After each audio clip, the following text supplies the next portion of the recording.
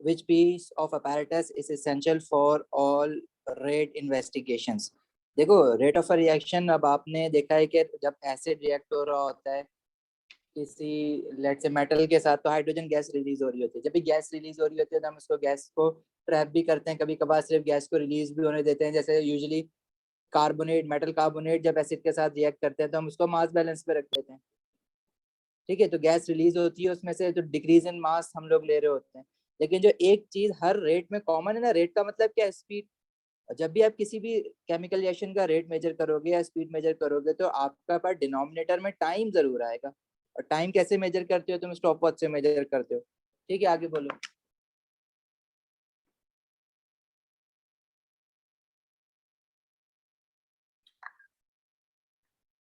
आया, आपने भी क्वेश्चंस भेजे थे इसी चैप्टर के थे, एक्सपेरिमेंटल केमिस्ट्री के।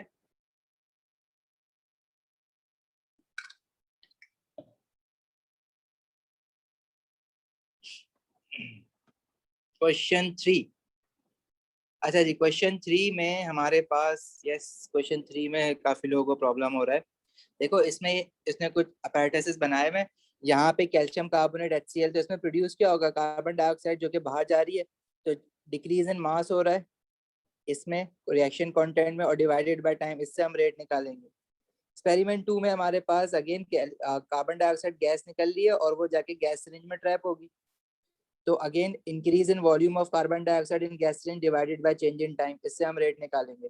अच्छा, यहाँ पे जो टैप फनल लगाया हुआ है, तो जो एसिड है कैल्शियम कार्बोनेट, तो नीचे सॉलिड फॉर्म में हमने पहले से डाल दिया। एसिड जो है वो हम HCl ऊपर से डालेंगे, और यहाँ पे देखो एक टैप लगा हुआ है, this is symbol for tap. कि एसिड डालने के बाद आपने इसको क्लोज कर दिया ताकि जो कार्बन डाइऑक्साइड रिलीज हो रही है वो बन के इसमें वापस टैप फनल से बाहर ना निकल सके, यहीं पे रुक जाए। वरना तो फिर हमें तो चाह रहे हैं कि कार्बन डाइऑक्साइड गैस सिलिंज में जाए ना, अगर बाहर जाएगी तो फिर तो वो एरर आ जाएगा, रीडिंग्स गलत होंगी हमारे पास। ठीक है। अच्छा, फिर ये वाला जो है इसमें देखो कैल्शियम कार्बोनेट HCl, इसमें भी कार्बन डाइऑक्साइड बनने की, कार्बन डाइऑक्साइड यहाँ बन के इधर चलो ऊपर वाटर पे ऊपर आके निकल गई, नो प्रॉब्लम। लेकिन यहाँ पे देखो थिसल फनल में कोई टैप नहीं है, यहाँ से भी तो कार्बन डाइऑक्साइड बाहर निकल जाएगी। तो ये 3 इस तरह से यूज करना, तो वो तो एरर गलत दे रहा होगा। तो कार्बन डाइऑक्साइड कुछ अंदर जा रही है, कुछ बाहर जा रही है। तो यही पूछ रहा है, which set of apparatus are suitable together with the stop watch for the following rate of this reaction. तो जो हमारे पास थर्ड वाला एक्सपेरिमेंट है, दैट इज नॉट सुटेबल ना। तो 1 एंड 2 दोनों सही है, बी हो गया। सही है मनीष, आगे बढ़े।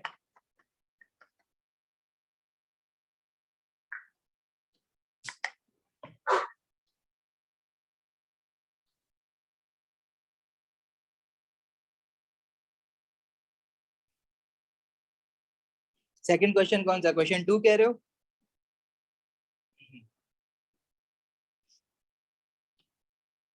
Question 5, question 2। अच्छा, इसमें क्या रहा है? A student plans to experiment में find the concentration of a solution of a sodium hydroxide by titration with dilute hydrochloric acid। हमें पता है, हमने ATP के लिए टाइट्रेशन बहुत पढ़ा था। ब्यूरेट है, ब्यूरेट में हमारे पास लेट से एसिड है, तो नीचे सोडियम हाइड्रोक्साइड हो जाएगा। डिपेंड्स करता है कौन सा किस चीज में लिया हुआ है। ऊपर एसिड ले सकते हो, नीचे अल्कली, ऊपर अल्कली नीचे एसिड, डजंट मैटर। जो मैं इसमें फ्लास्क में लूंगा, लेट से मैंने अगर फ्लास्क में एसिड लिया है तो उसका मुझे वॉल्यूम भी पता है और लेट से कंसेंट्रेशन भी पता है। और जो मैंने ब्यूरेट से अल्कली डाला है, तो मैं इंडिकेटर डालूंगा, और जब टाइट्रेशन कंप्लीट हो जाएगी तो मुझे पता चल जाएगा कि कितना एसिड का वॉल्यूम लगा है in order to neutralise particular amount of alkali. तो वो हमने, अगर तुम्हें याद हो तो C1V1 over N1 over C2V2 over N2 पढ़ा था, या सिंपल स्टोइचियोमेट्री से भी हम कर सकते हैं। तो ये वो वाला एक्सपेरिमेंट है। एक्सपेरिमेंट 2 क्या है? Find the rate of a reaction between pieces of calcium carbonate and dilute hydrochloric acid. अब हमें पता है कि कैल्शियम कार्बोनेट और HCl जब रिएक्ट करता है तो कार्बन डाइऑक्साइड गैस बनती है, salt water and carbon dioxide gas. वो अभी जैसे हमने पीछे एक्सपेरिमेंट देखा। तो ये एक्सपेरिमेंट करने के लिए हमें क्या क्या चीजें चाहिए होंगी? Stop watch, of course. बगैर स्टॉप वॉच या क्लॉक के बगैर तो हम ये एक्सपेरिमेंट कर ही नहीं सकते। ठीक है। अच्छा, वो कह रहा है flask is provided, which other apparatus is needed. तो टाइट्रेशन करने के लिए देखो हमें क्या क्या चाहिए होता है? ब्यूरेट और फ्लास्क, और साथ में particular amount of volume of acid डालने के लिए हम पिपेट भी यूज करते हैं, इफ यू रिमेम्बर। कि टाइट्रेशन के लिए हमने फ्लास्क यूज किया था, पिपेट यूज किया था, ब्यूरेट यूज किया था। ठीक है, तो फ्लास्क तो उसने दिया हुआ ऑलरेडी, कह रहा है पता है। तो टाइट्रेशन करने के लिए ब्यूरेट और पिपेट और चाहिए होगा हमें। एक्सपेरिमेंट 2 में रेट ऑफ रिएक्शन मेजर करना है, तो रेट ऑफ रिएक्शन मेजर करने के लिए हर हाल में तुम्हें ना स्टॉप वॉच चाहिए। अब बी में कहीं पे भी देखो स्टॉप वॉच या क्लॉक 3 लिखा हुआ है, सी में लिखा हुआ है। और गैस सिरिंज क्या है, ये वाला जो एक्सपेरिमेंट अभी हमने करा ना पीछे, जिसमें हम गैस ट्रैप कर रहे हैं कार्बन डाइऑक्साइड, कहाँ गया, ये वाला सेकंड वाला। तो कार्बन डाइऑक्साइड गैस इसमें जो ट्रैप कर रहा है, तो इसके लिए गैस सिरिंज चाहिए होगी। और स्टॉप वॉच तो मस्ट है रेट मेजर करने के लिए। ठीक है,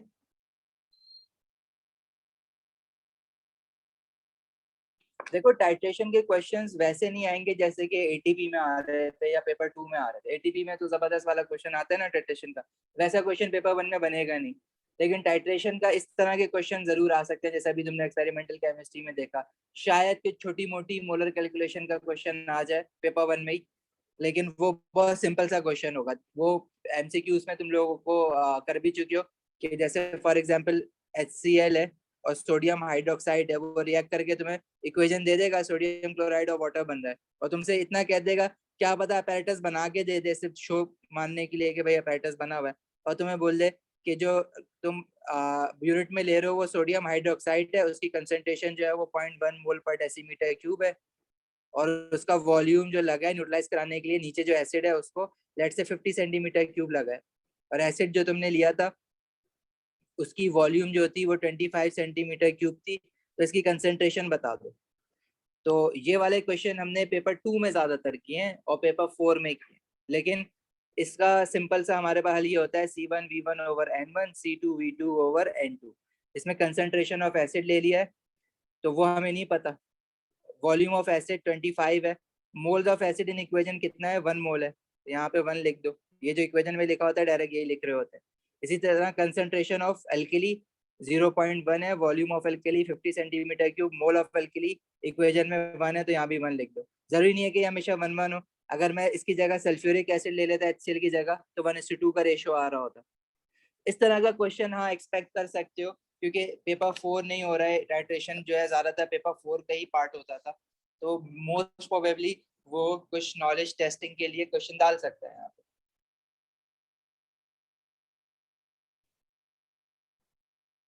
उस्मान क्वेश्चन 5 पूछ रहे हो?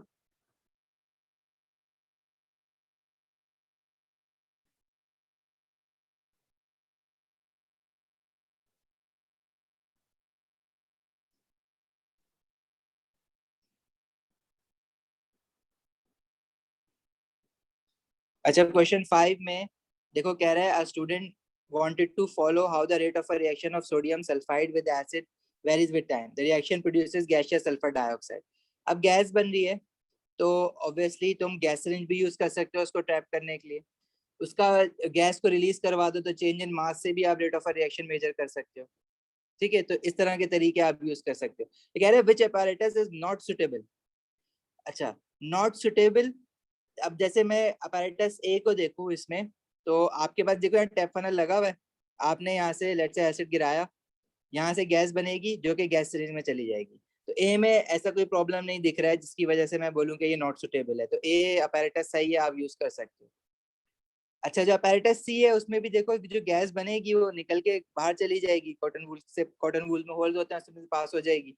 तो change in mass divided by time करोगे यहाँ पे, तो मास कितना डिक्रीज हुआ है जब सल्फर डाइऑक्साइड गैस बाहर निकल जाएगी। तो जो मास फाइनल मास होगा, इनिशियल माइनस फाइनल करेंगे तो decrease in mass divided by time, जो कि मैं स्टॉप वॉच से मेजर कर रहा हूँ। तो सी में भी मुझे कोई ऐसा कोई प्रॉब्लम नहीं है।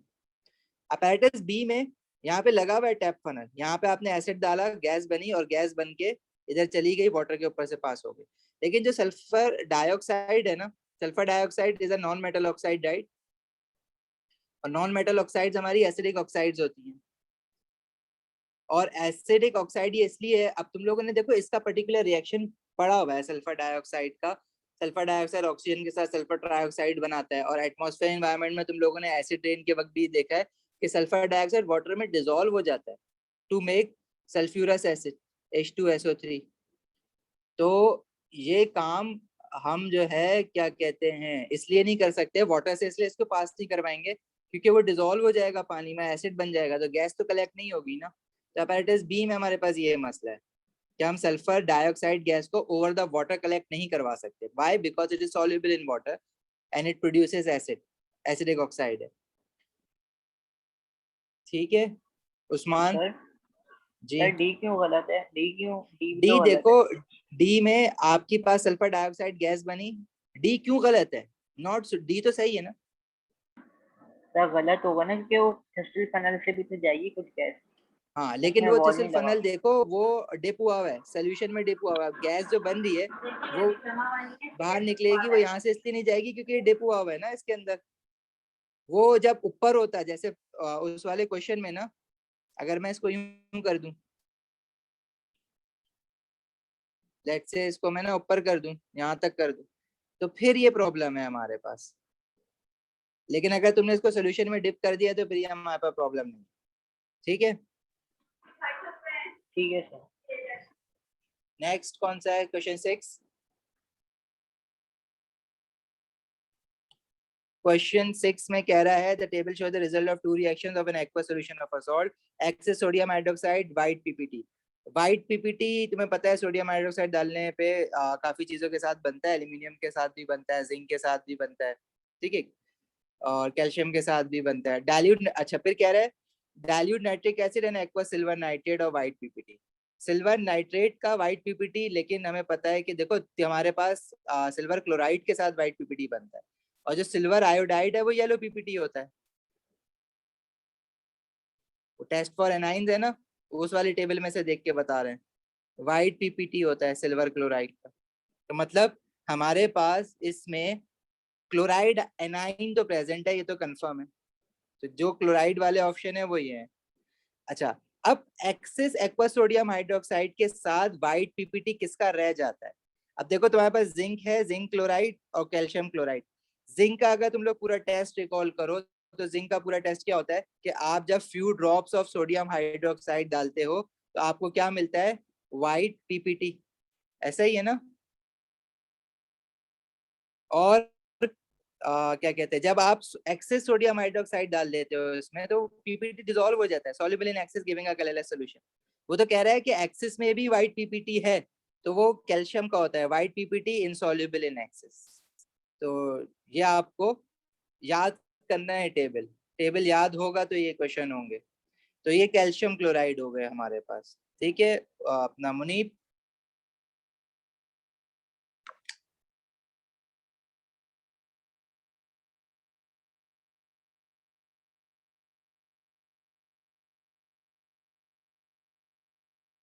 अनस देखो वर्कशॉप्स तो अभी बहुत सारी कर ली हैं, अब तुम लोगों के पास टाइम नहीं है वर्कशॉप का, तुम लोगों का आई थिंक आ सकते हो कैंपस, पूछ सकते हो, पढ़ सकते हो, जो तुम पढ़ना चाहो, जो टॉपिक पढ़ना चाहो मैं पढ़ा दूंगा, लेकिन वो वर्कशॉप एक अरेंज करना इट्स यूजलेस, क्योंकि अब किसी के पास टाइम नहीं है, मंडे से वैसे एग्जाम स्टार्ट है। हाँ कोई टॉपिक पढ़ना है तो फील फ्री टू कम, आ जाओ, टाइम पूछ लेना, मैं पढ़ा दूंगा। मुनीब आगे क्वेश्चन कौन सा? 8, क्वेश्चन 8।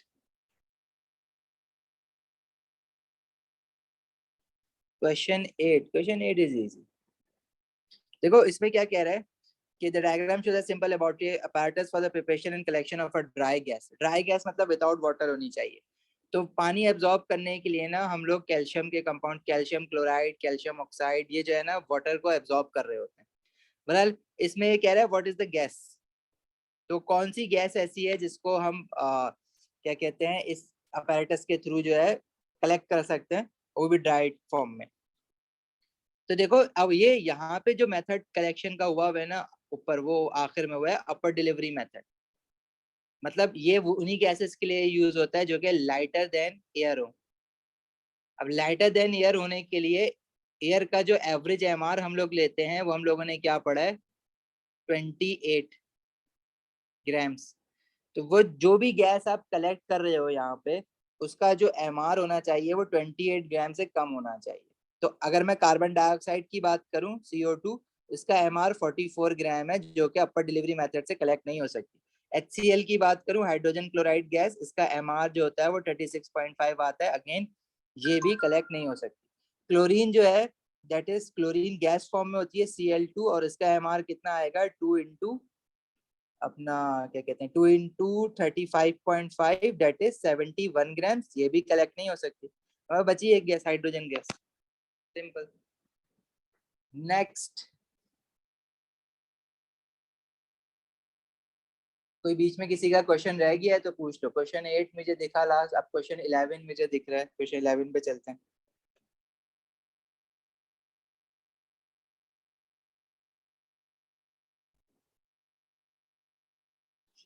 अच्छा जी, a gas Y is less than air is very soluble in water and in alkali।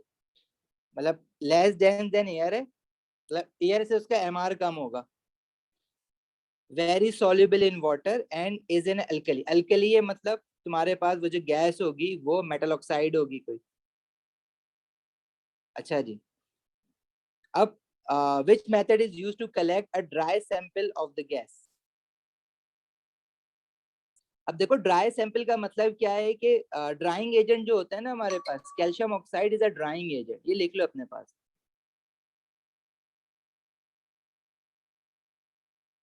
ठीक है, ये मॉइस्चर को या वाटर मॉलिक्यूल्स को एब्जॉर्ब कर लेता है। तो अगर तुम्हें ड्राई गैस चाहिए तो उसको ऑब्वियसली वाटर के ऊपर से तो नहीं गुजारोगे ना, आपको तो मॉइस्चर और एब्जॉर्ब करना है। तो ए तो ऐसे ही गलत हो जाएगा इसमें। बचा इसमें बी में भी कैल्शियम ऑक्साइड है, सी में भी है। अच्छा, जो तुम्हारा वो है ना सल्फ्यूरिक एसिड, सल्फ्यूरिक एसिड इसको हम कहते हैं डिहाइड्रेटिंग एजेंट। डिहाइड्रेटिंग एजेंट का मतलब देखो sulphuric acid as a drying agent भी यूज हो सकता है, लेकिन सल्फ्यूरिक एसिड खुद एक्वस फॉर्म में होता है, तो उसमें पानी तो होता है, तो वो गैस को तो ड्राई नहीं रखेगा, वो मॉइस्चर आ जाएगा गैस में। सल्फ्यूरिक एसिड एज अ, यहाँ पे सल्फ्यूरिक एसिड डाल के कंफ्यूज करने का मकसद सिर्फ ये है कि सल्फ्यूरिक एसिड तुम एज अ डिहाइड्रेटिंग एजेंट भी एक जगह पे पढ़ते हो ऑर्गेनिक केमिस्ट्री में, जहाँ पे तुम वो कर रहे होते हो ना क्या, अल्कोहल से वापस एल्कीन बनाते हो, तो उसमें हम लोग सल्फ्यूरिक एसिड यूज करते हैं, जिसमें से H और OH जो है वो सल्फ्यूरिक एसिड निकाल देता है और वापस हमारे पास कार्बन कार्बन डबल बॉन्ड बन जाता है। तो basically sulphuric acid as dehydrating agent use होता है, जो कि किसी मॉलिक्यूल में से वाटर को निकाल दे, मतलब H और OH को निकाल के वाटर बना के निकाल दे। बहरहाल तो ये याद रखना, ये डिहाइड्रेटिंग एजेंट है, नॉट अ ड्राइंग एजेंट, तो डी इसलिए गलत है। अब तुम्हारे पास बचता है बी और सी। ठीक है, अब एक में अपर डिलीवरी दी हुई है और एक में डाउनवर्ड डिलीवरी दी हुई है। अब वो अगर तू कह रहा है कि gas Y less dense than air है, तो लेस डेंस देन एयर वो अपर डिलीवरी से ही कलेक्ट होगी ना, डाउनवर्ड से तो नहीं कलेक्ट हो सकती। एयर से लाइटर है तभी तो एयर के ऊपर जाएगी। सही है जी। क्वेश्चन 9। अच्छा भाई, 9 पे चले जाते हैं दोबारा।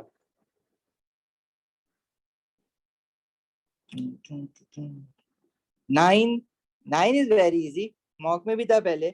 यहाँ पे तुम्हारे पास यहाँ पे देखो ना, ऑक्सीजन गैस निकलेगी इस रिएक्शन में, तो यहाँ पे तुम क्या लगाओगे, गैस सिरिंज, इसको कलेक्ट करने के लिए।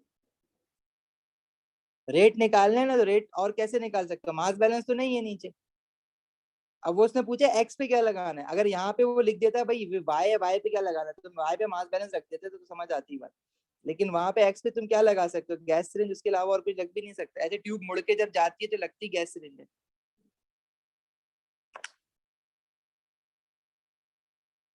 अच्छा, अभी 9 भी पूछ रहे हो, 9, 9 तो हो गया। 10, 10 भी कोई पूछ रहा है। ओके, क्वेश्चन 10 में देखो हमारे पास ethanol, ethanol and oxidizing agent. देखो हमने अल्कोहल की ऑक्सीडाइजिंग ऑक्सीडेशन पढ़ा है, जैसे अल्कोहल C2H5OH इथेनॉल है, इसको जब हम ऑक्सीडाइजिंग एजेंट से ऑक्सीडाइज करते हैं तो इथेनोइक एसिड बनता है। बहरहाल ये भी रिकॉल करना, मैं ट्राई करूंगा तो जो जो चीजें आ रही है रिकॉल करा दूं। बहरहाल लेकिन यहाँ पे कंडेंसर, ये कंडेंसर तुमने सिंपल डिस्टिलेशन में बना हुआ देखा है ना, इस तरह से करके। उसका काम क्या होता है कंडेंसर का, कि लिक्विड को कंडेंस करना, जो इसके अंदर से वेपर जाते हैं उसको, वेपर्स को कंडेंस करके डिस्टिलेट बनाना। यहाँ पे कंडेंसर का काम क्या है, यहाँ भी यही काम है, वाटर इन वाटर आउट हो रहा है तो ठंडा कर रहा होगा, लेकिन वेपर यहाँ पे क्या है, जब तुम इसको हीट करोगे तो इथेनॉल देखो जो होता है वॉलेटाइल होता है, उसको हीट करोगे ना तो उसके कुछ वेपर जो है ना वो उड़ के निकल सकते हैं। अगर इसको मैं ओपन उसमें करूँ ना तो होगा क्या इसमें कि इथेनॉल के वेपर जो है ना वो उड़ के निकल जाएंगे। अब मैं चाह रहा था कि कुछ, हाँ, कुछ ऑक्सीडाइजिंग एजेंट से रिएक्ट भी करेंगे, कुछ उड़ के निकल जाएंगे, लेकिन मैं अपना इथेनॉल वेस्ट क्यों करूं। अगर आप कहो कि भाई इसको ना यहाँ पे क्लोज कर दो अगर उड़ के निकलना है, तो क्लोज करना थोड़ा डेंजरस होता है। डेंजरस क्यों होता है? क्योंकि अंदर प्रेशर बढ़ेगा, और प्रेशर बढ़ने की वजह से एक वक्त आएगा कि जो ग्लास का फ्लास्क बना हुआ है ना ये बर्स्ट हो सकता है।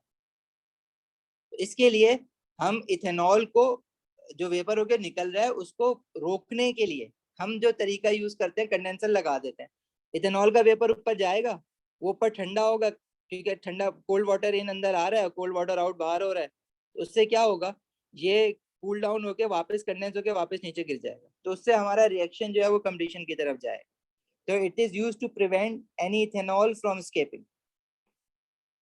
ठीक है जी, नेक्स्ट 13 समझ नहीं आया तो पूछ लेना रोक के।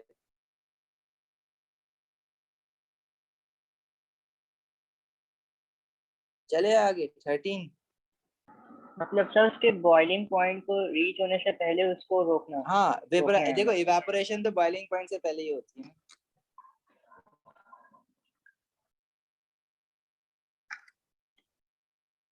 अगर थोड़ा बहुत भी निकल रहा है तो हम क्यों निकलने दें, वेस्टेज है ना हमारे पास तो।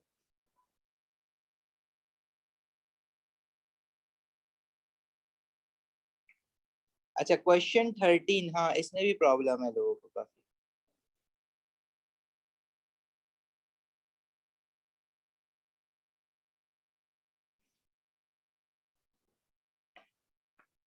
अच्छा, इसमें देखो, titration between N acid in the burette. Burette में आपने एसिड लिया हुआ है और फ्लास्क में ऑब्वियसली आपने अल्कली लिया हुआ होगा।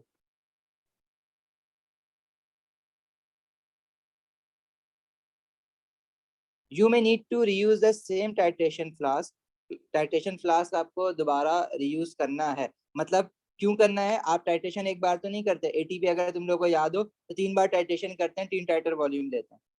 जब एक बार आपने टाइट्रेशन कर ली तो अल्कली जो भी सोल्यूशन बना है फ्लास्क में न्यूट्रलाइज होने के बाद उसको आप फेंक दोगे, फेंकने के बाद दोबारा उसमें अल्कली भर के फिर टाइट्रेशन करोगे।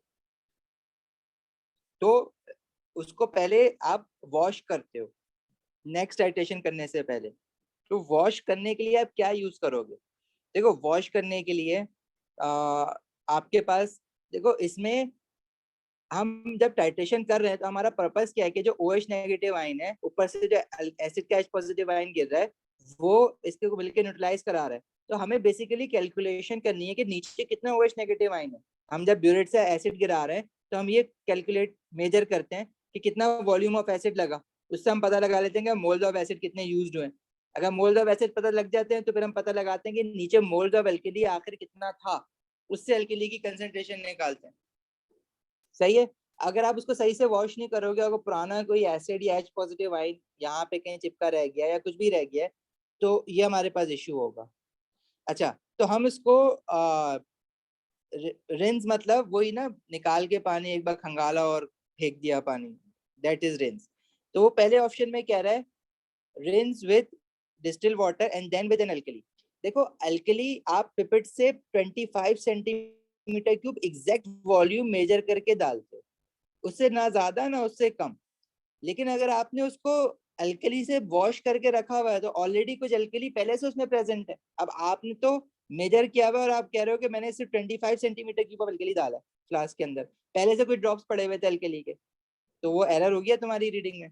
तुमने मतलब एल्कली को अंडर एस्टिमेट किया हुआ है उसकी वॉल्यूम को, वो तो ज्यादा है, कुछ ड्रॉप्स पहले से पड़े हुए थे, इसलिए ये बात गलत है कि आपने एल्कली से नहीं वॉश करना। अच्छा, पहले कह रहे हैं rinse with tap water and then with distil water. अच्छा, पानी से वॉश करोगे तो कोई इश्यू नहीं है क्योंकि H पॉजिटिव आयन और OH नेगेटिव आयन नहीं आ रहा। लेकिन ये क्या मसला है कि अगर आप डायरेक्टली डिस्टिल वाटर से वॉश कर लो, rinse with tap water and then with distil water, तो देखो टैप वाटर तुम्हारे पास क्या कहते हैं, ज्यादा अवेलेबल होता है। आपने टैप खोला, पानी आया जा रहा है आ जा रहा है, आपने अच्छे से उसको धो लिया। लेकिन वाटर के अंदर ना कुछ आयंस भी होते हैं, टैप वाटर जो होता है मिनरल्स होते हैं ना, उसमें पी सकते हो उसको। तो लेबोरेटरी में हमें ना डिस्टिल वाटर भी दिया जाता है अलग से, और डिस्टिल वाटर से बाद में उसको वॉश करो ताकि अगर कोई आइंस हैं या कोई पुराने टैप वाटर का जो कोई ड्रॉपलेट रह गया है तो वो भी रिंस आउट हो जाए। तो टैप वाटर से वॉश करने का सिर्फ मकसद ये है कि अगर आप डिस्टिल वाटर आपके पास कम क्वांटिटी में होता है, अगर आप उससे पूरा फ्लास्क वॉश करने की कोशिश करो ना तो बहुत सारे इंडिकेटर का कलर चिपका रह जाएगा, बहुत सारी चीजें चिपकी रह जाती है, तो आपके पास इतना इनफ वाटर नहीं होता है डिस्टिल वाटर। तो आप पहले टैप वाटर से वॉश करते हो, फिर उसमें दोबारा एक बार डिस्टिल वाटर भर के पूरा अच्छी तरह हिला के रिंस कर देते हो उसको। ठीक है, तो ये बात सही है। सी में क्या प्रॉब्लम है, rinse with tap water and then with an acid. ये देखो भाई, एसिड तो तुम ऊपर से डाल लो ऑलरेडी, तुमने अगर एसिड डाला हुआ है तो तुम जब एल्कली ट्रांसफर करोगे तो कुछ तो ऐसे ही न्यूट्रलाइज हो जाएगा, तो एरर में बड़ी रीडिंग में बड़ी गलती आएगी। और रिंस विद एन एल्कली, वही स्टूपिड बात कि आप अगर एल्कली से आप उसको धो लोगे और एल्कली के कुछ ड्रॉपलेट्स रह जाएंगे, तो आपने तो 25 सेंटीमीटर क्यूब एल्कली डाला है, उसके हिसाब से आप अपनी कैलकुलेशन कर रहे हो, लेकिन कुछ एल्कली के ड्रॉपलेट्स पहले से थे, तो अगेन आपने वॉल्यूम जो है अंडर एस्टिमेट किया, एरर आएगा। सही है, क्लियर है यहाँ पे जिसने पूछा था क्वेश्चन? सर जी सही रेंज पे tap water and then with an acid वाला जो पॉइंट है सर, एल्कली हमारे पास लास्ट में, तो अगर हम एसिड डालेंगे मतलब वो खत्म हो गया, मतलब रिएक्शन सब हमारा सेटअप खत्म हो गया है, हमने हाँ एल्कली फेंक दी, लेकिन एल्कली थोड़ी सी दीवार पे लगी हुई है, हमने थोड़ा सा एसिड डाला है ताकि ना वो जो दीवारों पे वो न्यूट्रलाइज हो जाए और टैप वाटर से धो लें, तो वो भी तो ठीक है। नहीं नहीं, ये तुम rinse with tap water and then with an acid, तुमने एसिड से दोबारा वॉश किया उसको। अब जब तुम एल्कली ट्रांसफर कर रहे हो फ्लास्क में, तो कुछ एल्कली तो ऑलरेडी न्यूट्रलाइज हो चुका है, फिर जब तुमने ब्यूरेट से एसिड डालना शुरू किया तो बाकी न्यूट्रलाइज हुआ, और तुमने क्या वॉल्यूम, अब जो तुमने ब्यूरेट से एसिड डाला है वो तुम समझ रहे हो कि 25 सेंटीमीटर क्यूब ऑफ एल्कली को न्यूट्रलाइज करा रहा है, लेकिन कुछ एल्कली लेट से 1 सेंटीमीटर क्यूब पहले न्यूट्रलाइज हो चुका हुआ था, तुमने वॉल्यूम फिर अगेन ओवर एस्टिमेट की। सर लेकिन मतलब एल्कली तो हमने डाला हुआ नहीं ना, एल्कली के कुछ बचे हुए ड्रॉप्स थे तो हमने डाले थे, तो वो लेकिन एसिड रिएक्ट कर गया तुम होगा ना कौन से पूरा। ऑप्शन की बात कर रहे हो? सी की ठीक है बात ठीक कर है। रहे हो? जी। सी की मैं बात कह कर रहा रहे हूँ। हो अगर, हाँ तो तुमने एल्कली के अगर कुछ बचे हुए ड्रॉप से तुमने एसिड डाला है और एसिड से रिंस करा है, तो अल्कली तो न्यूट्रलाइज हो गया, लेकिन कुछ एसिड के ड्रॉप्स रह गए, फिर उसको भी अच्छा मतलब निकालो, हम फिर उसको मेजर दोबारा करके नहीं कर पानी रहे से हैं। धो। ऑब्वियसली रिंस कर रहा है सिर्फ ना, ठीक है सर। बेस्ट। तुम फिर उसको दोबारा डिस्टिल वाटर से ही वॉश करोगे, तो क्या जरूरत है बीच में एसिड डालने की? अच्छी तरह टैप वाटर भरो, उसमें सब कुछ निकल जाएगा बाहर। कुछ अगर मिनरल्स रह भी जाते हैं, कुछ आयंस रह भी जाते हैं जो कि इंटरफेयर कर सकते हैं टाइट्रेशन के साथ, तो आप डिस्टिल वाटर से वॉश कर लो उसको पहले।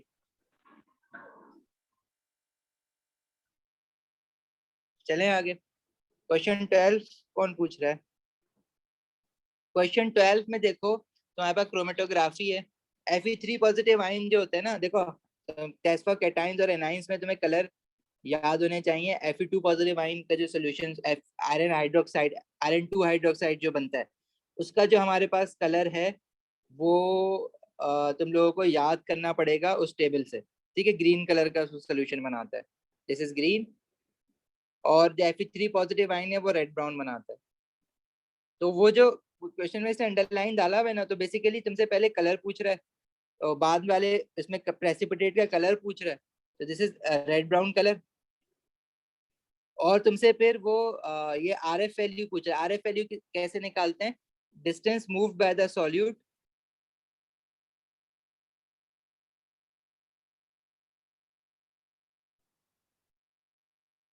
Divided by distance move by the solvent front.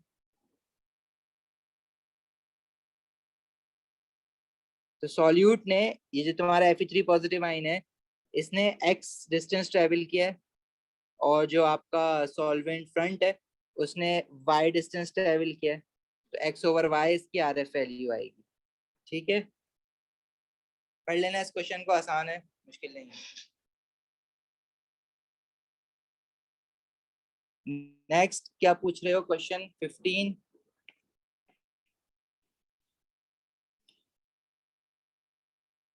Solution of lead 2 nitrate and potassium iodide are mixed together in a preparation of lead 2 iodide। अच्छा जी, देखो lead 2 nitrate, all nitrate salts are soluble, तो lead 2 nitrate soluble salt है। potassium iodide all group 1 salts are soluble। ठीक है, वो table तुम लोगों को अभी मैंने ग्रुप पे भी भेजा था थोड़ी देर पहले, देखो वो सॉल्युबिलिटीज का टेबल याद रखो, रट लो उसको। आसान था, छोटा सा टेबल है, अब तक तो याद हो जाना चाहिए। सर आयोडीन सॉल्ट भी आर सॉल्युबल होते हैं, ऑल आयोडीन सॉल्ट, मतलब चाहे वो मैग्नीशियम आयोडीन हो वो भी नहीं, सॉल्युबल होता है। सिल्वर आयोडाइड इनसॉल्युबल होता है, येलो पीपीटी बनाता है। सर लेकिन वो एक बुक में लिखा हुआ था, मैं बताता हूँ आपको।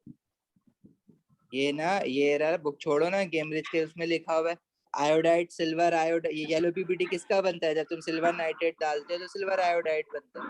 सर ये ग्रुप टेस्ट फॉर वन के सारे anion, salt soluble, group one metals, sir anions का भी याद रखना, और वो ग्रुप वन मेटल्स सॉल्ट के का मिला सारे के। सॉल्ट सॉल्युबल होते हैं। अगर तुम क्या कह रहे हो उस्मान? सर मैं कह रहा था कि वो मतलब आप आइडेंटिफिकेशन ऑफ आइन एंड कैटाइन और एनाइन को भी देख रहे हैं और प्रिपरेशन सॉल्ट को भी देख रहे हैं, सब जी दोनों को आप मिक्स कर रहे हैं। नहीं, मिक्स करने की जरूरत नहीं है, मैं तुम्हें बस कंफर्मेशन दे रहा था वहां से कि आयोडाइड सॉल्ट सॉल्युबल नहीं होता है, क्योंकि यहाँ पे तुम्हें आयोडाइड का पढ़ाया हुआ नहीं है। सही है। आयोडाइड का तुम्हें याद सिर्फ एक रखना है कि सिल्वर आयोडाइड जो होता है वो येलो प्रेसिपिटेट बनाता है, वो वहां लिखा हुआ है टेस्ट फॉर एनाइंस में। दोनों एक साथ ही चलेंगे टेबल, ऐसा नहीं हो सकता कि तुम एक को लेके जो है वो क्वेश्चन निकाल लोगे।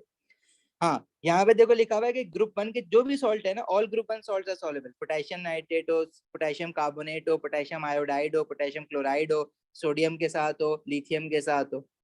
ठीक है, ये टेबल तुम्हें याद रखना है, ये जरूरी है।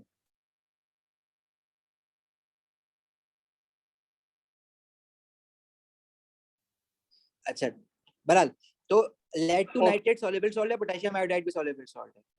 सही है। अच्छा, अब यहाँ पे जो तुम्हें चीज देखो, एक कुछ चीजें तुम्हें लिख, अब तुम्हें आयोडाइड सॉल्ट हमने नहीं याद करवाया क्योंकि सिलेबस नहीं कहता कि याद करा।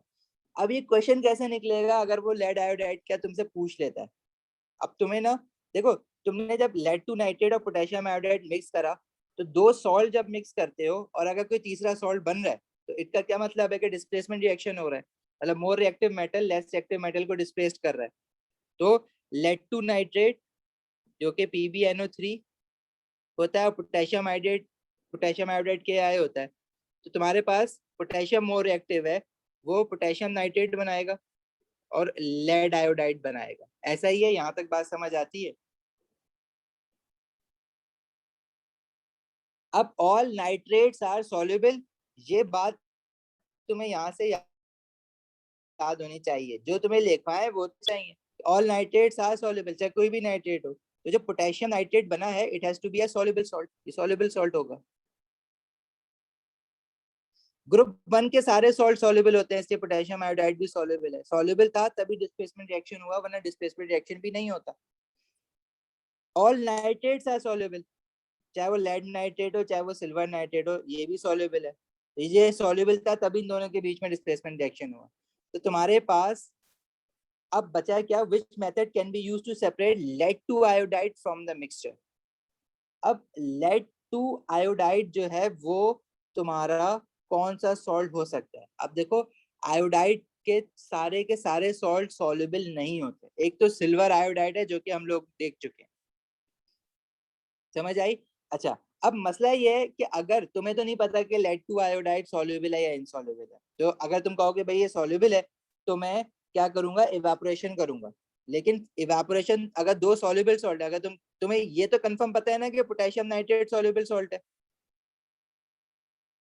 लेकिन अगर इसी सॉल्यूशन के अंदर लेड टू आयोडाइड भी है और तुम कह रहे हो वो भी सॉल्युबल है, तो तुम दो सॉल्युबल सॉल्ट को क्रिस्टलाइजेशन और इवेपोरेशन करके कैसे सेपरेट करोगे? जब तुम इवेपोरेशन करोगे तो दोनों के दोनों जो है वो क्रिस्टल्स में आ जाएंगे। तो मतलब लेड टू आयोडाइड अलग निकालने है ना। डिस्टिलेशन तो लिक्विड्स की होती है, सॉल्ट्स की कब से होने लग गई? तो फिर बचा है क्या? फिल्ट्रेशन। और फिल्ट्रेशन ही ऑप्शन मैं सिलेक्ट कर सकता हूँ और उसकी बेसिस पे आई कैन से कि lead two iodide must be formed in the form of precipitate. मैंने, वरना मेरे पास कोई वो लॉजिक ही नहीं बनेगी। वो कह रहा है कि सेपरेट तो करा है हमने, कैसे सेपरेट होगा? अगर दोनों सॉल्युबल सॉल्ट हैं, अगर तुम कह दो कि लेड टू आयोडाइड भी सॉल्युबल है, तो पोटेशियम नाइट्रेट तो तुम्हें कंफर्म पता है सॉल्युबल है। तो इट मींस कि you can not separate potassium nitrate and lead two iodide. अगर तो दोनों के सॉल्युबल है, तो तुम इवेपोरेशन और क्रिस्टलाइजेशन से सेपरेट नहीं कर सकते। हाँ, क्रिस्टल्स बना लोगे, लेकिन क्रिस्टल्स में भी दोनों सॉल्ट होंगे। तो it means one has to be insoluble. Potassium nitrate insoluble नहीं हो सकता, ऑल नाइट्रेट्स आर सॉल्युबल, ये बात आपने याद की है। तो लेड टू आयोडाइड फिर इनसॉल्युबल होना चाहिए, समझ आई?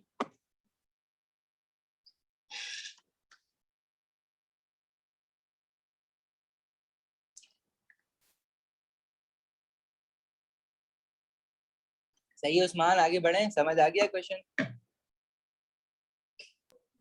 जी सर समझ में तो आ गया, लेकिन सर मैंने ग्रुप में ना आपको जो भेजा है वो आप जरा देख लीजिएगा बाद में।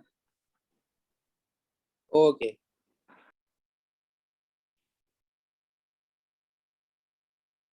नेक्स्ट कौन सा क्वेश्चन है? 18। ओके, देखो ये क्वेश्चन एक अपने आप में एक मुश्किल क्वेश्चन था, इम्प्लाई करना था ना चीजें इसमें। अब इशू यही था कि बच्चे कहते हैं कि आयोडाइड सॉल्ट की सॉल्युबिलिटी नहीं पड़े। देखो इस तरह से बहुत सारे सॉल्ट बन जाएंगे। अगर तुम्हें लेड आयोडाइड अलग याद कराएं, फिर तो जिंक आयोडाइड कराएं, और फिर ब्रोमाइड के भी याद कराना शुरू कर दें, तो तुम्हें टेबल में सिर्फ वही दिए हुए मैंने जो सिलेबस ने कहा है। बाकी ऐसा नहीं है कि क्वेश्चन फंस जाएगा तुम्हारा, थोड़ा सा ध्यान लगाना है। 18।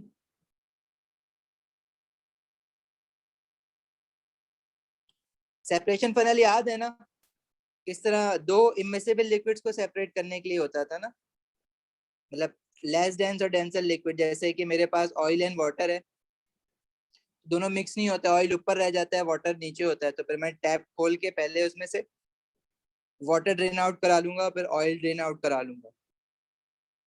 ठीक है, तो ऑयल एंड वाटर दो इमिसिबल लिक्विड्स के लिए यूज होता है। इमिसिबल लिक्विड वो लिक्विड जो आपस में डिसॉल्व ना हो, जैसे कि ऑयल एंड वाटर। सही है ना?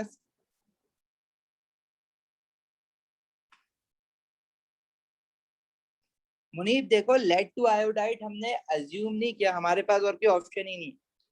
लेड टू आयोडाइड मैं तुम्हें अभी भी रिकमेंड नहीं करूंगा कि याद करके जाओ इनसॉल्युबल होता है, ऐसा कोई और दे देगा वो, कितने याद करोगे?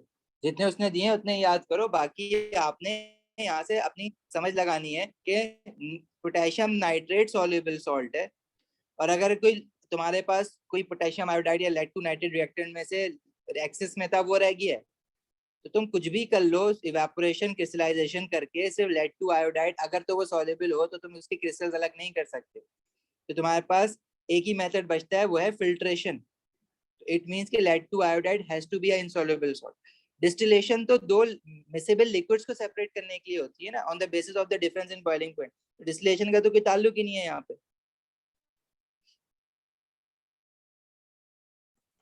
अच्छा जी, 18 आ गया समझ, आगे बताओ।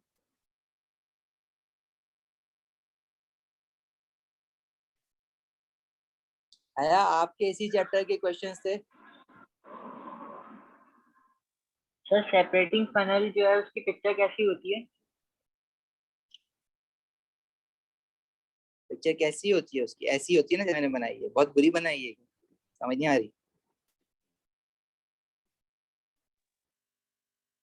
सर पिपेट लग रही है या पीरियड लग रही है? रिपीट लग रहा है यार, ऐसा तो नहीं बोलो, do not hurt my feelings. Separation funnel,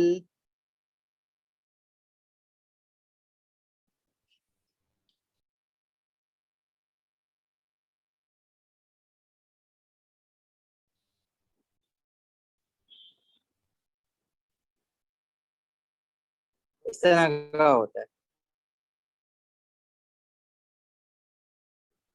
और हमने क्या, वाटर डेंसर है नीचे, ऑयल लेस डेंस है ऊपर है, मिक्स नहीं होते, इमिसिबल है। तो पहले मैं टैप खोलूंगा इसमें और सारा वाटर ड्रेन आउट कर लूंगा। जब वाटर ड्रेन आउट हो जाएगा तो दूसरे बीकर में फिर टैप बंद कर दूंगा, तो दूसरा बीकर लगा के टैप दोबारा खोल के ऑयल ड्रेन आउट कर लूंगा। सही है? Okay sir. अच्छा, नेक्स्ट क्वेश्चन बोलो कौन सा है?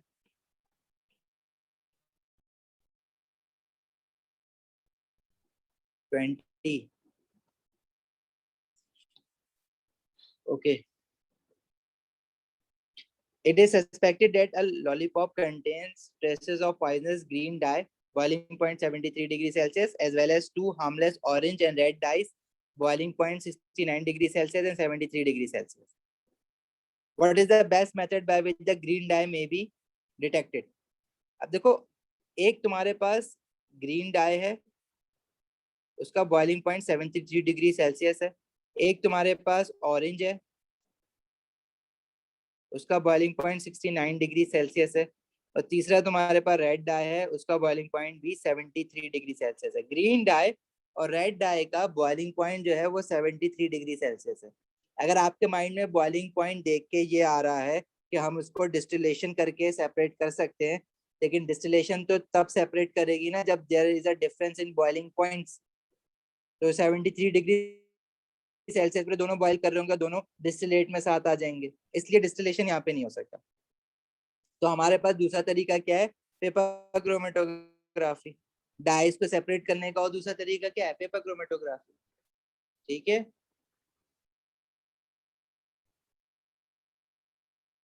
नेक्स्ट।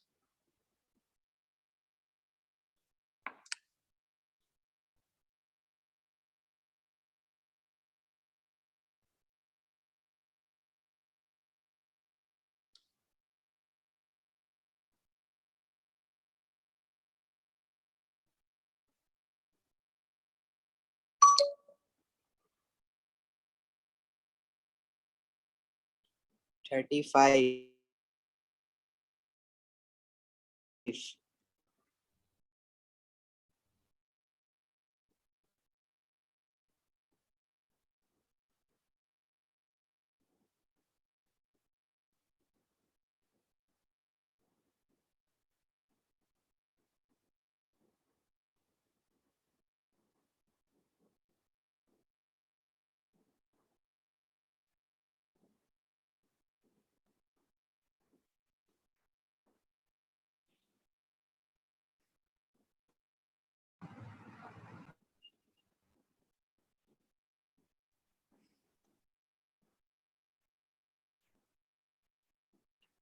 25 भी है। 21, 20 तो हमने कर लिया ना।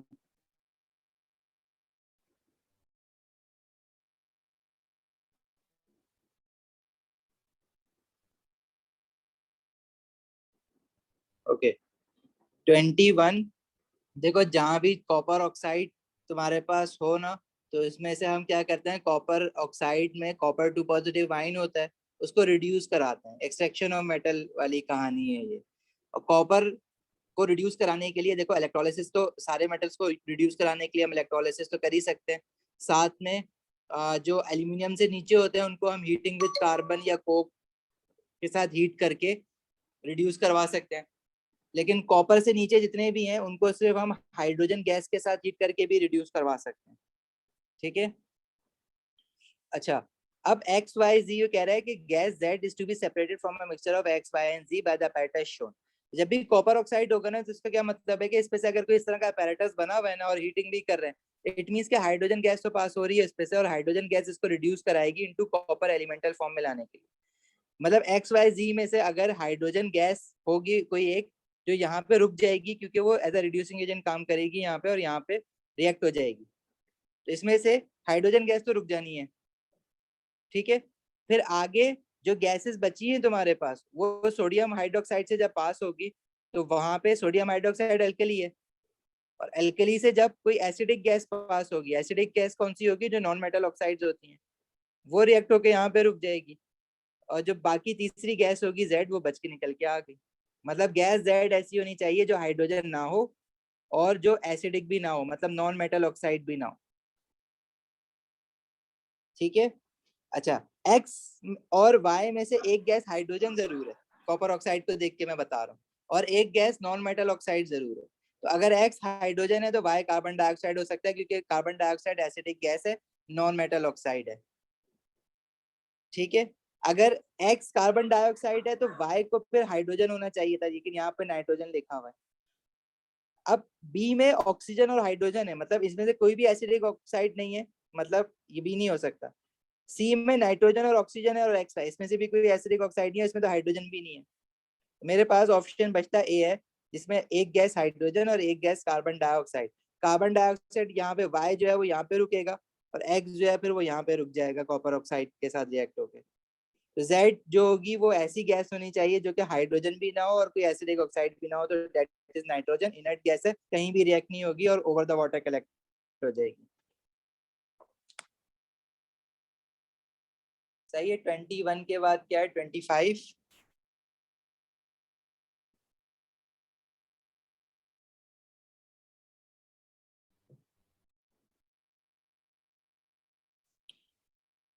ट्वेंटी फाइव में gaseous compound X is an oxidising agent. X is bubbled through a separate solution of aqueous potassium iodide. Aqueous potassium iodide तुम्हें याद रखना है, this is a reducing agent. देखो हम लोगों ने दो ऑक्सीडाइजिंग एजेंट पढ़े हैं, जिसमें से एक एसिडिफाइड पोटेशियम मैग्नेट है और एक एसिडिफाइड पोटेशियम डाइक्रोमेट है, और एक रिड्यूसिंग एजेंट पढ़ा है जो कि एक्वस पोटेशियम आयोडाइड है। इनके कलर चेंजेस भी याद रखना है कि MnO4 का कलर होता है पर्पल टू कलरलेस जब वो ऑक्सीडाइज करा देता है किसी चीज को। K2Cr27 का कलर होता है ऑरेंज टू ग्रीन जब वो किसी चीज को ऑक्सीडाइज करा देता है, और पोटेशियम आयोडाइड जब किसी चीज को रिड्यूस करा देता है तो उसका कलर चेंज हो जाता है कलरलेस टू ब्राउन। ठीक है, ये कलर तुम लोग याद होंगे तो तुम कर लोगे, कोई इशू नहीं है इस क्वेश्चन में। इसमें कह रहा है कि x gaseous compound X is an oxidizing agent and X is bubbled through separate solution of aqueous potassium iodide and acidified potassium manganate। अगर वो ऑक्सीडाइजिंग एजेंट है तो वो ऑब्वियसली रिड्यूसिंग एजेंट के साथ रिएक्ट करेगा। ऑक्सीडाइजिंग एजेंट रिड्यूसिंग एजेंट को oxidise कराएगा और खुद रिड्यूस्ड हो जाएगा, तो रिड्यूसिंग एजेंट एक्स को ऑक्सीडाइज करा रहा होगा, आई मीन रिड्यूस करा रहा होगा। तो एक्स मतलब ऑक्सीडाइजिंग एजेंट है। एक्स को जब आप पोटेशियम आयोडाइड से पास करा रहे हो तो aqueous potassium iodide is a reducing agent, तो ऑब्वियसली ये दोनों रिएक्ट करेंगे, और ये जो तुम्हारा रिड्यूसिंग एजेंट है पोटेशियम आयोडाइड, इसका कलर चेंज क्या हो जाएगा? Colourless to brown. इसका कलर चेंज हो जाएगा पोटेशियम आयोडाइड का कलरलेस टू ब्राउन। और जब एक्स ऑक्सीडाइजिंग एजेंट को ऑक्सीडाइजिंग एजेंट से पास कराओगे तो ये दोनों आपस में थोड़ी रिएक्ट करेंगे, यहाँ पे कोई रिएक्शन ही नहीं होगा। जब कोई रिएक्शन ही नहीं होगा तो कलर चेंज भी नहीं होगा, नो चेंज। सही।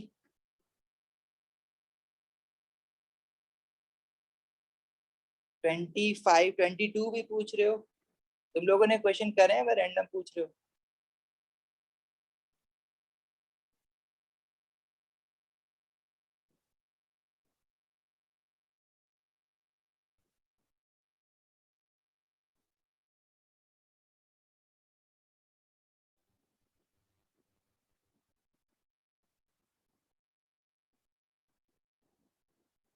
अच्छा ओके मनीष, क्वेश्चन 22 में देखो क्या हुआ है।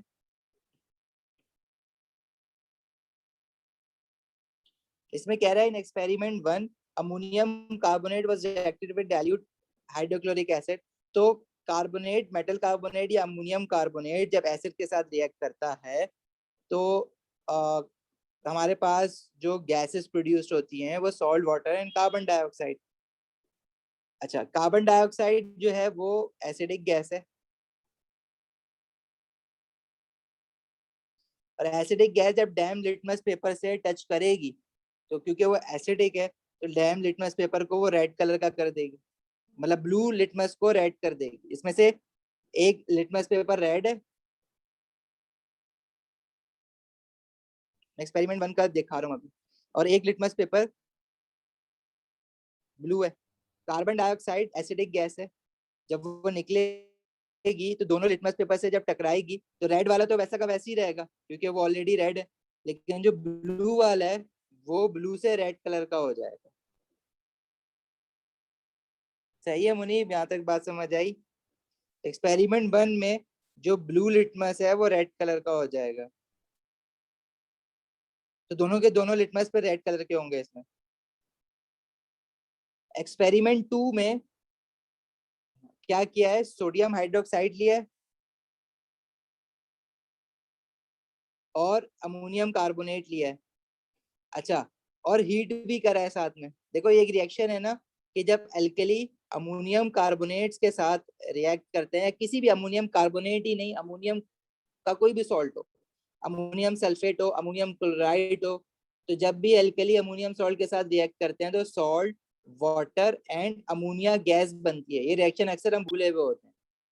जो अमोनिया गैस है हमें पता है वो बेसिक गैस है, बेसिक इन नेचर है। तो इसमें क्या होगा? जब अमोनिया डैम लिटमस पेपर के साथ कांटेक्ट में आती है, तो क्योंकि वो बेसिक अल्कलाइन गैस है, तो वो ब्लू लिटमस को तो कुछ नहीं करेगी, लेकिन जो तुम्हारा रेड लिटमस है अमोनिया गैस, उसको ब्लू कलर का कर देगी, क्योंकि वो खुद अल्कलाइन गैस है। तो रेड लिटमस इसमें क्या हो जाएगा, ब्लू। तो दोनों के दोनों लिटमस पेपर पे ब्लू कलर के हो जाएंगे इसमें। सी हुआ इसके साथ। एक्सपेरिमेंट 2 में मुनीब, ये वाला तुम्हें याद है रिएक्शन के, कोई अल्कली जब अमोनियम सॉल्ट के साथ हीट करते हैं। अब अमोनियम सॉल्ट कोई भी हो सकता है, अमोनियम कार्बोनेट भी हो सकता है, इनफैक्ट अमोनियम सल्फेट भी हो सकता है वो। तो सॉल्ट बनता है, वाटर, एंड साथ में अमोनिया गैस भी बनती है। Ammonia gas basic in nature है, ठीक है। अमोनिया की प्रॉपर्टीज पढ़ी है ना हेबर प्रोसेस पढ़ते वक्त, सही है मुनीब। अच्छा 22 के बाद कौन सा क्वेश्चन है? 22 के बाद मुझे 26 दिख रहा है। Okay,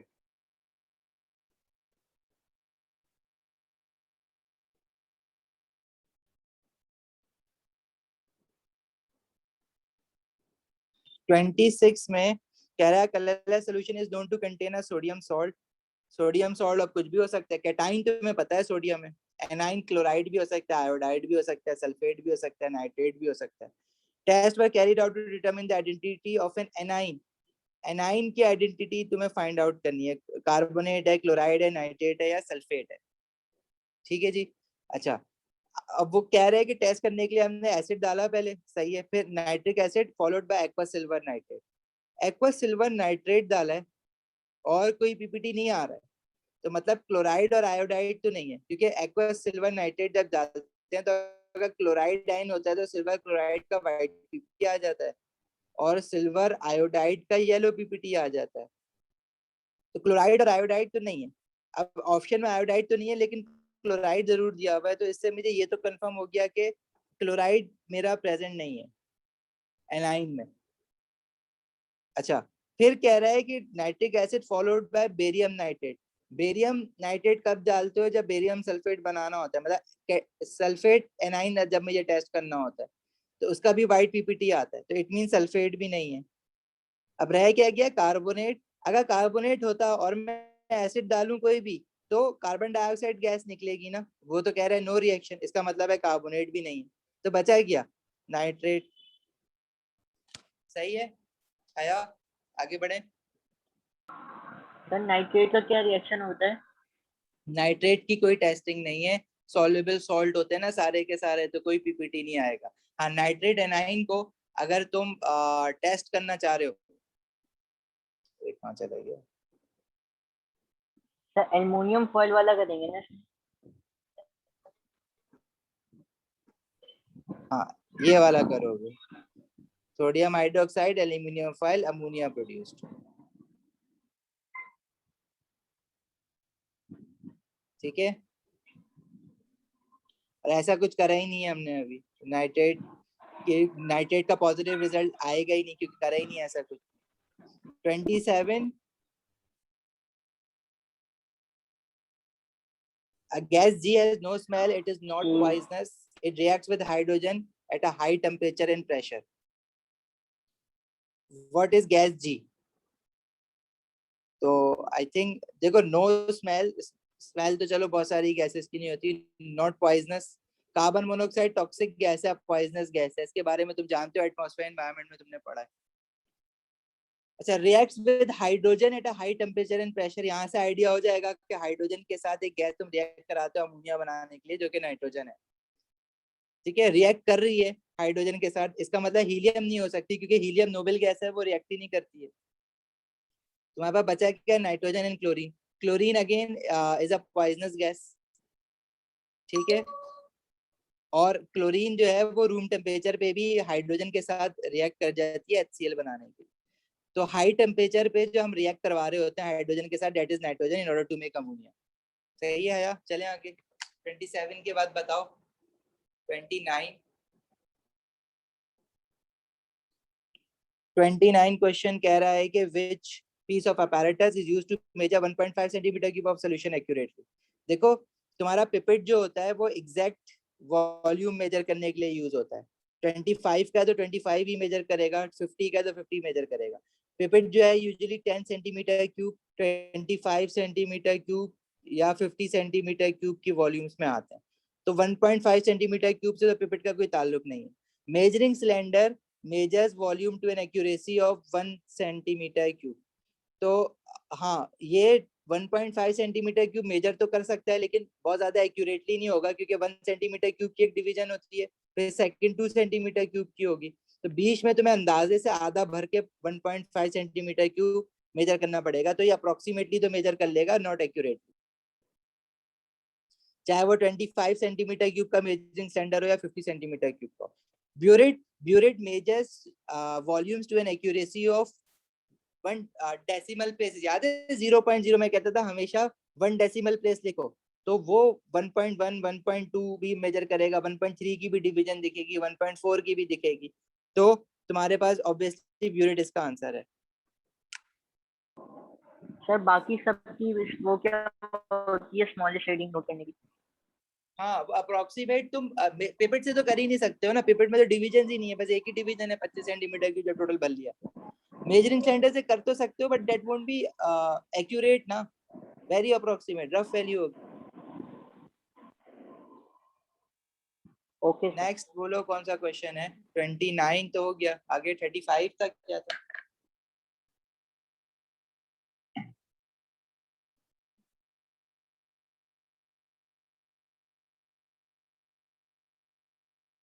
thirty one.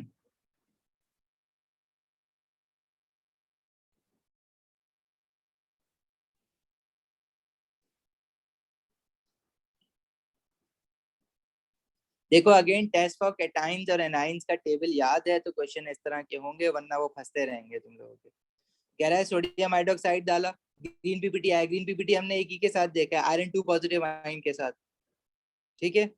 और नाइट्रिक एसिड डाला, नो रिएक्शन। बेरियम नाइट्रेट डाला, व्हाइट पीपीटी। तो बेरियम जो है बेरियम सल्फेट जब बनता है, उसके लिए सल्फेट एनाइन का टेस्ट देखा है। तो देखो ये तो तुम्हें ना याद, इसका मेरे पास कोई हल नहीं है, ये अगर आपने याद नहीं करे हुए तो फिर क्वेश्चन फंसेगा। सल्फेट एनाइन के टेस्ट में आप बेरियम नाइट्रेट डालते हो, व्हाइट पीपीटी आता है, तो विच कंफर्म्स के सल्फेट एनाइन प्रेजेंट है। और इसी तरह टेस्ट फॉर कैटाइंस में ग्रीन पीपीटी आपका सिर्फ और सिर्फ एक ही के साथ आता है, मतलब सोडियम हाइड्रोक्साइड जब डाल के टेस्ट करते हो तो आयरन 2 पॉजिटिव आयन के साथ, मतलब कैटाइन आयरन 2 पॉजिटिव आयन है और सल्फेट जो है वो नेगेटिव एनाइन है, तो आयरन 2 सल्फेट तुम्हारे पास सॉल्ट है। देखो ये काम ज्यादातर एटीपी में आता था, अब एटीपी तो नहीं हो रहा, तो पेपर 1 में इसके कुछ जो एमसीक्यूज थे, तो इसका मतलब है कि पेपर 1 में वो 1 से 2 एमसीक्यू डालेगा टेस्ट फॉर कैटाइंस और एनाइन टेस्ट करने के लिए। तो इस टेबल को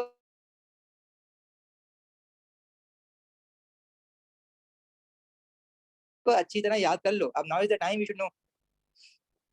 तो हमारे पास आयरन 2 पॉजिटिव आयन और एनाइन क्या हुआ, सल्फेट एनाइन। तो इसका फॉर्मूला क्या बनेगा, आयरन FeSO4 आयरन 2 सल्फेट ना, डी। नेक्स्ट क्या है, 31 के बाद 34 33 भी है। 33 में वो कह रहा है कि which method of separation is used to separate soluble solid from its solution. Soluble solid है ना, इनसॉल्युबल होता तो फिल्ट्रेशन होती, सॉल्युबल सॉलिड मतलब एक्वस सॉल्यूशन से निकालोगे तो इवेपोरेशन एंड देन क्रिस्टलाइजेशन। तो इवेपोरेशन और क्रिस्टलाइजेशन वाला प्रोसेस है, क्रिस्टलाइजेशन लिखा हुआ है इसमें 33C। सर इवेपोरेशन क्रिस्टलाइज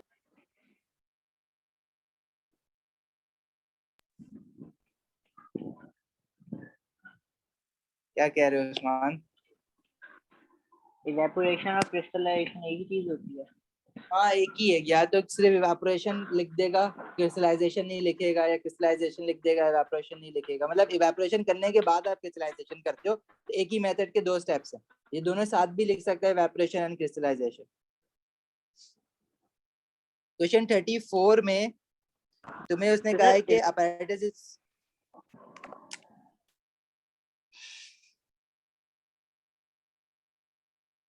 बोलो उस्मान क्या कह रहे हो?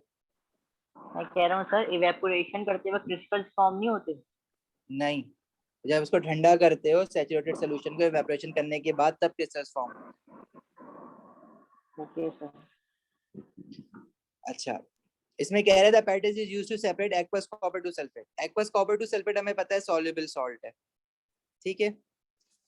अब उसने सॉलिड एक्स डाला इसमें किसी सोल्यूशन में, उसको हीट करा, और हीट करने के बाद स्टीयरिंग वगैरह कर दी उसने। उसके बाद उसने क्या करा है कि जो एक्सेस सॉलिड एक्स है उसको फिल्ट्रेशन करके निकाल लिया। मतलब जो सॉलिड एक्स है वो इनसॉल्युबल है पानी।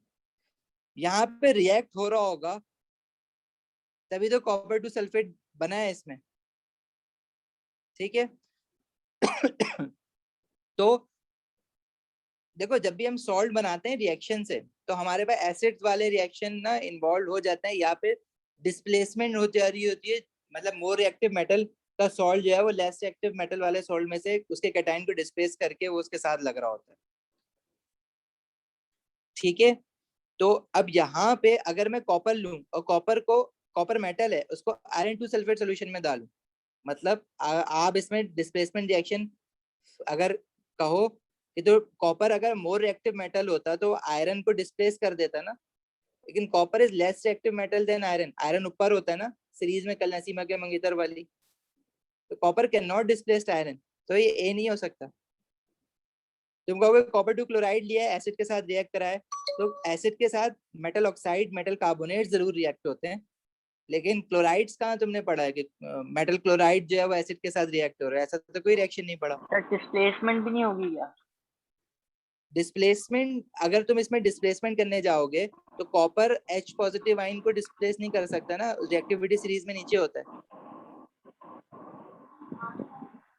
अच्छा ठीक है।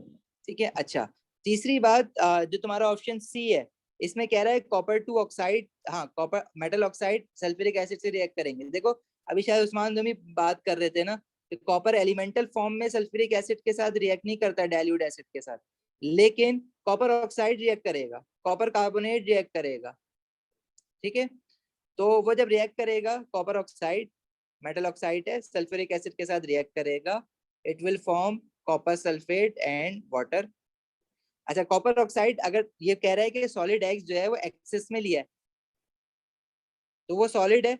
जब सल्फ्यूरिक एसिड खत्म हो जाएगा तो फिर कॉपर ऑक्साइड फर्दर रिएक्ट नहीं कर रहा किसी से, कॉपर ऑक्साइड मेटल ऑक्साइड पानी में डिसॉल्व नहीं हो रही, तो वो बच जाएगी सॉलिड फॉर्म में, तो उसको मैं फिल्ट्रेशन करके निकाल लूंगा। तो यहाँ से एक्सेस कॉपर ऑक्साइड मैंने निकाला है, ठीक है। और बाय क्या होना चाहिए, सल्फ्यूरिक एसिड, कॉपर ऑक्साइड और सल्फ्यूरिक एसिड का रिएक्शन करवाया, कॉपर सल्फेट बना। अब तुम्हारे पास एक्सेस में देखो तुमने कॉपर ऑक्साइड लिया था तो सल्फ्यूरिक एसिड तो सारा खत्म हो जाएगा ना रिएक्ट होके, तो सोल्यूशन में बचा क्या, कॉपर सल्फेट बचा और वाटर बचा, और इनसॉल्युबल कॉपर ऑक्साइड बचा। इनसॉल्युबल कॉपर ऑक्साइड को तुमने फिल्ट्रेशन करके निकाल लिया। अब सोल्यूशन में क्या बचा, कॉपर सल्फेट और वाटर। वाटर तुम कैसे निकाल लोगे, इसमें फिर इवेपोरेशन कराओगे बाद में उसकी, फिर बाद में क्रिस्टलाइजेशन करा लेना। मतलब सी इज द आंसर। डी में सल्फर और कॉपर टू क्लोराइड, सल्फर का रिएक्शन सल्फर एलिमेंटल फॉर्म में थोड़ी जाके कॉपर को वो करता है, नॉन मेटल है ये, तो ऐसा कोई रिएक्शन ही नहीं पड़ा है ना हमने। डी तो कुछ भी नहीं है, सी इज द आंसर। सही है।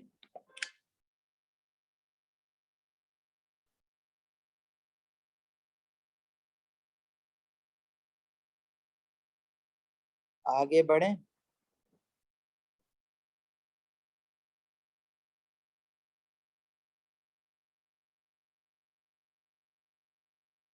हाँ यार नहीं, कॉपर अगर आप उसको इस तरह से देखते हो ना कि H पॉजिटिव आइन, देखो H पॉजिटिव आइन डिस्प्लेसमेंट, उसको अगर डिस्प्लेस करवाया जा सकता है, लेकिन H पॉजिटिव आइन खुद जाके डिस्प्लेसमेंट करे, that is not possible for H positive ion, क्योंकि H पॉजिटिव आइन मेटल नहीं होता, ठीक है। तो ये स्पेशली H पॉजिटिव आइन के लिए याद रखना बात।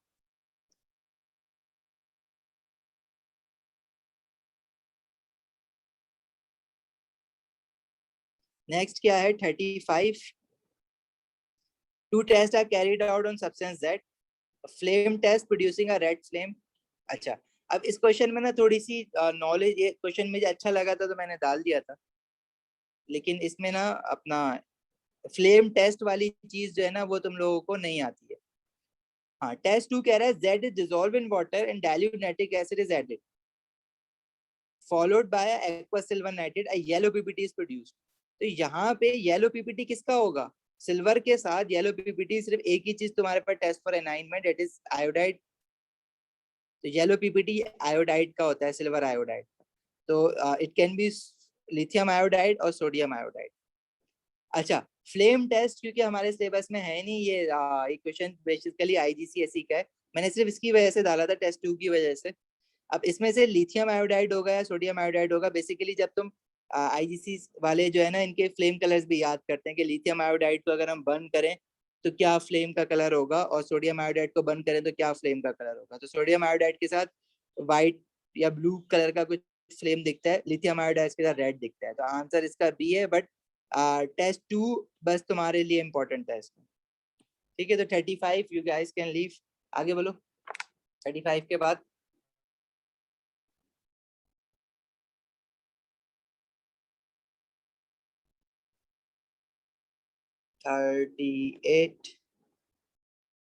38 रेस्टिंग वाला क्वेश्चन दिख रहा है।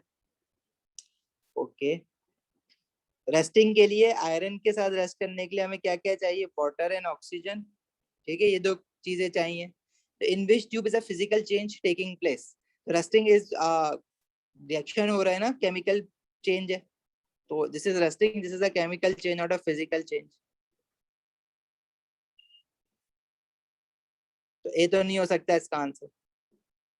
Dissolving is a physical change, sodium chloride NaCl salt पानी में डिसॉल्व होता है, तो सिर्फ क्या होता है, Na positive Cl negative ion अलग अलग हो जाते हैं, रहते वो वैसे ही हैं, इलेक्ट्रॉन उनके जो थे जितने थे उतने ही रहेंगे, आयनिक फॉर्म में ही रहेंगे दोनों, लेकिन डिसॉल्व हो गए, अलग अलग हो गए। तो dissolving is a physical change. ठीक है, यहाँ पे रिएक्शन हो रहा है, HCl मैग्नीशियम के साथ रिएक्ट कर रहा है, डिफरेंट प्रोडक्ट्स बन रहे हैं, chemical change of course. Again calcium carbonate acid के साथ रिएक्ट कर रहा है, this is a chemical change, नए प्रोडक्ट बन रहे हैं। फिजिकल चेंज क्या होता है, जब आपके पास कोई बॉन्ड जो है वो कोवलेंट बॉन्ड नए नहीं बन रहे, दूसरी बात इलेक्ट्रॉन जो है वो आगे पीछे नहीं हो रहे। सही है मुनीब? तो just remember dissolving is always a physical change. अगर कोई चीज सॉल्युबल है पानी के अंदर, तो सिर्फ पानी क्या करता है, positive ion Cl negative ion को दूर दूर कर देगा, that is dissolving, and it is a physical change. जब तुम उसको वापस हीट करोगे तो पानी निकल जाएगा वापस उसमें से, तो वापस NaCl वापस क्रिस्टल्स बन जाएंगे। 37 भी करना है।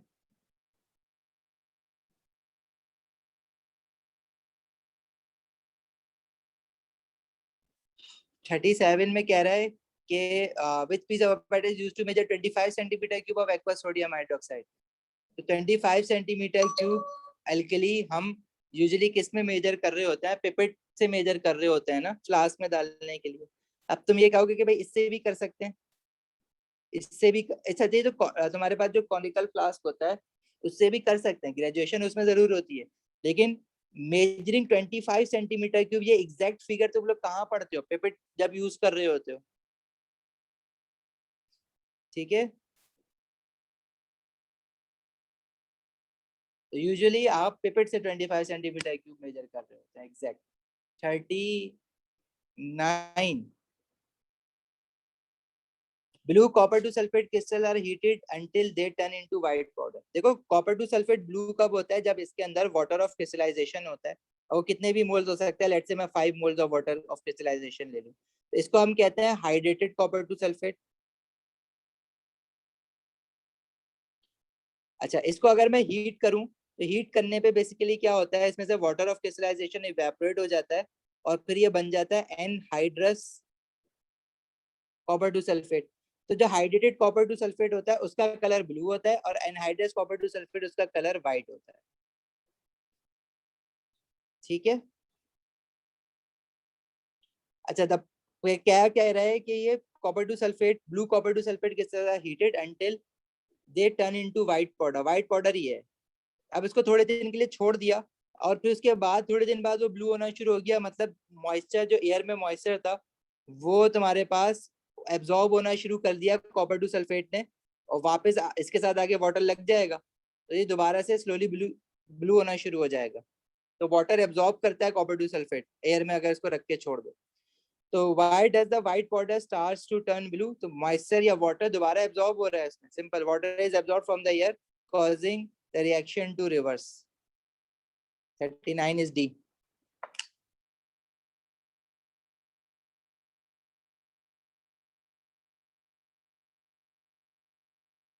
मेजरिंग सिलेंडर में लिक्विड वॉल्यूम मेजर होता है ऑफ कोर्स, और सॉलिड का बैलेंस से कर, सॉलिड का मास हम लोग मास बैलेंस से मेजर करते हैं। लिक्विड का मास अगर तुम्हें मेजर करना है तो वो भी मास बैलेंस पे मेजर करोगे, लेकिन वॉल्यूम जो है वो मास बैलेंस पे ऑफ कोर्स मेजर नहीं कर सकते। वॉल्यूम जो है वो आप measuring cylinder, volumetric flask, burette, pipette, इन चीजों से मेजर करोगे। ठीक है जी। 40 is which substance can be used to detect presence of water? तो वाटर देखो, copper, cobalt chloride, calcium chloride भी देखा था, ये सारे जो है ना ड्राइंग एजेंट्स होते हैं। जब ये वाटर एब्जॉर्ब करते हैं तो ये अपना थोड़ा कलर भी चेंज कर लेते हैं, ब्लू कलर का हो जाता है यूजुअली इनका कलर। कोबाल्ट क्लोराइड जब वाटर एब्जॉर्ब करता है तो उसका कलर ब्लू कलर का हो जाता है। तो ये याद रखना कोबाल्ट क्लोराइड का। वैसे तुम लोग कैल्शियम क्लोराइड का पिंक टू याद ब्लू रखो, वो होता है ना ज्यादा सर? आता है। जी पिंक से हाँ, ब्लू टेस्ट होता है फॉर ना? वाटर। जी जी। अच्छा, तो test for water I think atmosphere environment के हैंडआउट में तुम्हें मिलेगा। कोबाल्ट टू क्लोराइड का कलर, कोबाल्ट इज CO, इसका colour pink to blue when it absorbs water. सही है। अच्छा, कॉपर टू सल्फेट का अभी अभी देखा, हाइड्रेटेड कॉपर टू सल्फेट जब पानी एब्जॉर्ब करेगा, एनाइड्रस कॉपर टू सल्फेट जो कि व्हाइट कलर का होता है, जब ये पानी एब्जॉर्ब कर लेगा तो वो हाइड्रेटेड कॉपर टू सल्फेट बन जाएगा। इसका कलर चेंज क्या हो जाएगा, व्हाइट टू ब्लू। ठीक है। लिटमस तो एसिड और एल्कली के लिए होता है ना, मिथाइल ऑरेंज भी एसिड और एल्कली के लिए होता है। तो लिटमस और मिथाइल ऑरेंज तो वाटर की टेस्टिंग के लिए यूज नहीं हो सकता ना, 1 and 2 होगा ए। सही है।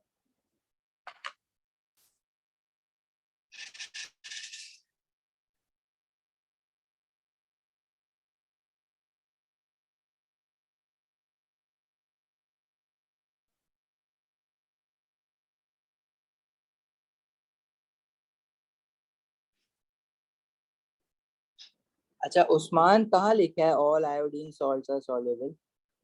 आयोडाइड सॉल्ट्स और all chloride, bromides and iodides, भाई वो तुम्हारे ग्रुप 1 के सॉल्युबल हैं सारे, सिवाय सिल्वर क्लोराइड और लेड टू क्लोराइड, और अपना सिल्वर आयोडाइड भी इनसॉल्युबल है। ऐड करो, कहाँ से लिया है, गलत लिखा हुआ है। ठीक है। सर गाइड की एक ग्रुप में नहीं कितने नहीं, की देखो दो ना, गाइड अब अलग है। तुम्हारे पास कैम्ब्रिज ने लिख के दिया हुआ है तुम्हें, तो तुम कैम्ब्रिज को थोड़ी ना चैलेंज करने जा रहे हो अभी।